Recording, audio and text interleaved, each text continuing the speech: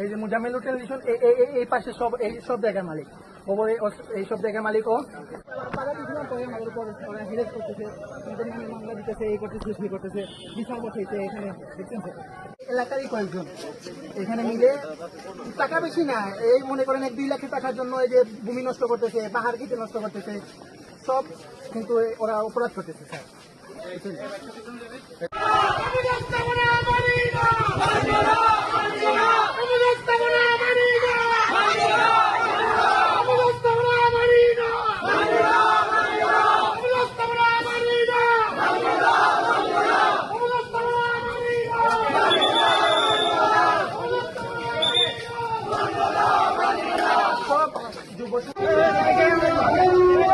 বিক্রি করতে দেখেছিল ওই যে গাছটা আছে, ওই যে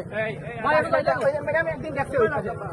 ম্যাডাম একদিন দেখছে, ওইগুলা ভাঙছে, ডিলার আসলে এখানে ভাঙছে, ভাঙলে পরে ম্যাডাম হয়ে গেছে, ওইগুলো সব দখল করে বলে এখানে তোমাদের মাঠ দিব আমরা বলছি যে মাঠ তো সরকারের, আপনারা কেন দেবেন এগুলা,